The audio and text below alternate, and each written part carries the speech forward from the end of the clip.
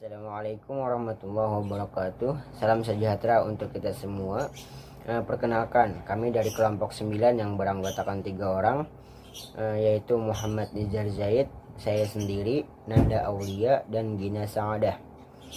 Di sini kami mengangkat tema yang berjudul Sistem Informasi Kesiswaan, yang mana video ini diperuntukkan untuk memenuhi tugas mata kuliah Sistem Informasi Manajemen yang diampu oleh dosen Bapak Selamat Maulana SPD MPD. Baik, di sini saya selaku pemateri pertama yang akan menjelaskan pengertian Sistem Informasi Kesiswaan dan apa itu fungsi dan tujuan Sistem Informasi Kesiswaan itu sendiri. Sebelum kita memasuki apa itu pengertian Sistem Informasi Kesiswaan, di sini saya ingin menjelaskan satu persatu dulu apa itu sistem, apa itu informasi, apa itu kesiswaan. Yang pertama yaitu sistem.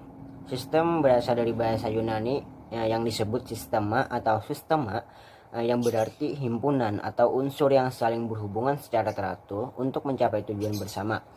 Nah, jadi sistem ini bisa juga dikatakan sebagai suatu kumpulan atau kelompok atau komponen yang mana satu sama lain mereka itu saling ada interaksi untuk mencapai tujuan tertentu. Kemudian informasi. Nah, informasi adalah kalimat atau suatu gambaran yang mengandung pengetahuan yang mana dari informasi ini dapat dipergunakan untuk membuat keputusan-keputusan yang tepat berdasarkan kenyataan yang ada. Kemudian kesiswaan. Kesiswaan yaitu anggota masyarakat yang berusaha mengembangkan potensi diri melalui proses pembelajaran yang tersedia pada jalur, jenjang, dan jenis pendidikan tertentu. Nah, jadi kesiswaan ini contohnya seperti anak didik lah. Anak didik yang mana mereka mengampu pendidikan, entah itu jalurnya, jenjang, dan jenis pendidikan tertentu sesuai dengan umur dan kapasitas mereka untuk mengampu pendidikan tersebut. Sehingga kesiswaan atau peserta didik ini bisa juga disebut orang yang mempunyai pilihan untuk menempuh ilmu sesuai dengan cita-cita harapan masa depan.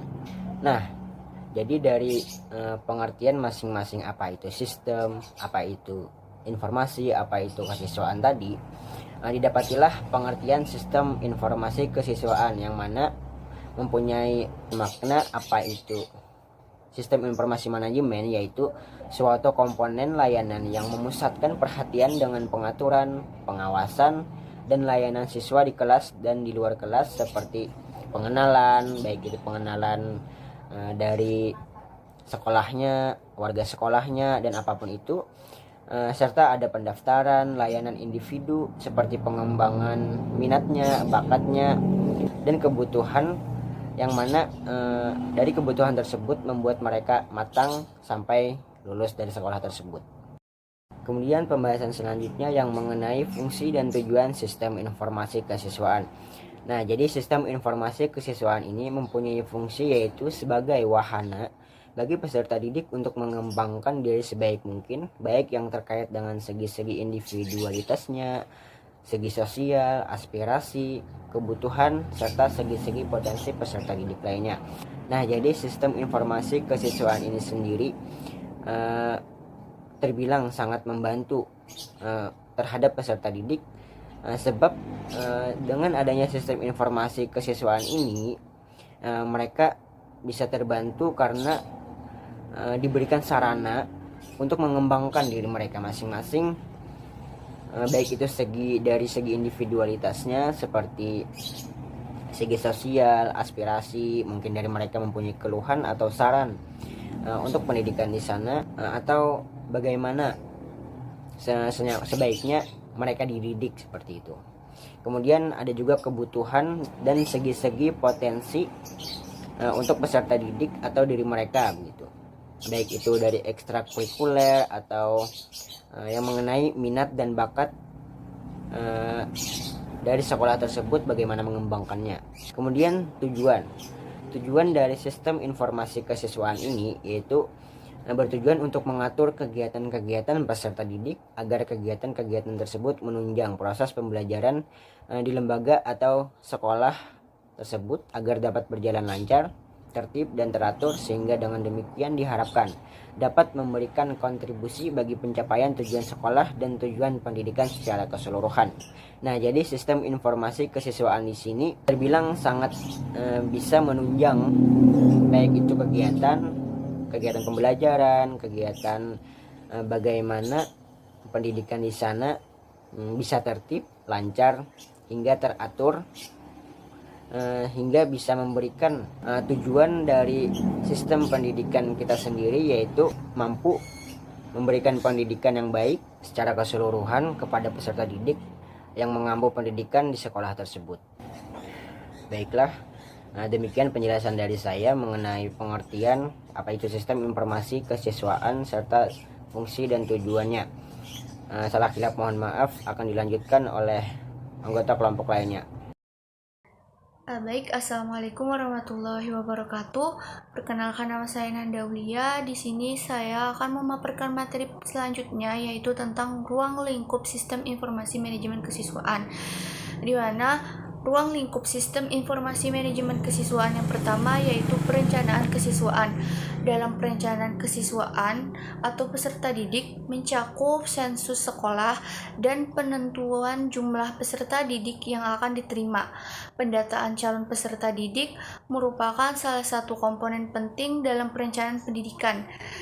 Dengan data yang diperoleh akan ditetapkan jumlah dan lokasi sekolah, batas daerah penerimaan siswa satu sekolah, jumlah fasilitas transportasi, dan yang keempat, laju pertumbuhan pendidikan khususnya anak-anak usia sekolah di sekitar sekolah. Selanjutnya, ruang lingkup yang kedua yaitu rekrutmen peserta didik. Rekrutmen peserta didik merupakan proses pencarian, menentukan, dan mencari calon siswa yang terdiri dari pembentukan panitia penerimaan dan pemasangan pengumuman secara terbuka yang berisi semua informasi yang diperlukan oleh calon siswa. Ruang lingkup yang ketiga yaitu seleksi peserta didik, yaitu kegiatan pemilihan calon siswa untuk menentukan diterima atau tidaknya calon siswa di sebuah sekolah berdasarkan ketentuan yang telah ditetapkan. Selanjutnya yang keempat, orientasi. Setelah melakukan seleksi, siswa baru diperkenalkan situasi dan kondisi sekolah meliputi kondisi fisik, kurikulum, tata tertib, fasilitas, guru, dan hal-hal lainnya yang berkaitan dengan pembelajaran. Selanjutnya yang kelima yaitu pembagian kelas. Pengelompokan siswa dimaksudkan agar dalam pelaksanaan proses kegiatan belajar mengajar di sekolah dapat berjalan lancar, tertib, dan dapat mencapai tujuan-tujuan yang telah ditetapkan. Mungkin itu saja yang bisa saya sampaikan. Kurang dan lebihnya mohon maaf, akan disambung oleh pemateri selanjutnya. Terima kasih. Assalamualaikum warahmatullahi wabarakatuh. Perkenalkan, nama saya Gina Saada. Di sini saya akan memaparkan materi selanjutnya mengenai ruang lingkup sistem informasi manajemen kesiswaan. Jadi poin yang keenam adalah buku induk. Buku induk disebut juga dengan buku pokok atau stambuk. Buku induk berisi tentang catatan siswa dimulai dengan nomor induk sampai siswa lulus atau keluar dari sebuah sekolah tersebut. Poin yang ketujuh dalam ruang lingkup ini adalah daftar hadir. Jadi, daftar hadir ini berisi tentang frekuensi kehadiran siswa sehingga dapat diketahui dengan baik. Daftar berupa buku yang dirancang khusus untuk wali kelas dan guru bidang studi. Kemudian ruang lingkup yang ke-8 ada tata tertib siswa. Tata tertib ditetapkan untuk membatasi dan memperbolehkan apa yang boleh dilakukan dan apa yang tidak boleh dilakukan oleh siswa. Kemudian dilengkapi juga dengan sanksi jika dilanggar oleh siswa. Untuk pembuatan tata tertib ini dilakukan oleh pihak sekolah atas persetujuan dari orang tua atau komite sekolah. Yang selanjutnya ada kegiatan ekstrakurikuler. Jadi ruang lingkup ekstrakurikuler yang dimaksud ini adalah kegiatan yang dilaksanakan sekolah namun dilaksanakan di luar jam sekolah secara resmi. Artinya di luar jam pelajaran yang tercantum. Tujuan dari adanya kegiatan ini adalah memperkaya dan memperluas wawasan siswa dan juga membantu menanamkan nilai-nilai pada diri siswa. Kemudian ruang lingkup yang ke-10 ada organisasi siswa intrasekolah atau yang disebut dengan OSIS adalah satu-satunya organisasi yang bersifat intrasekolah yang harus ada di sekolah. Jadi OSIS ini berfungsi sebagai wadah untuk yang pertama pembinaan pemuda dan budaya, yang kedua pembinaan stabilitas dan ketahanan nasional, yang ketiga pembentukan watak dan kepribadian dalam integrasi sekolah, yang keempat pencegahan pembinaan siswa yang kurang dapat dipertanggungjawabkan, dan yang kelima adanya pembinaan aktivitas intrasekolah yang berorientasi pada kegiatan yang bersifat edukatif. Mungkin itu saja yang dapat saya sampaikan. Salah hilap mohon maaf. Wassalamualaikum warahmatullahi wabarakatuh.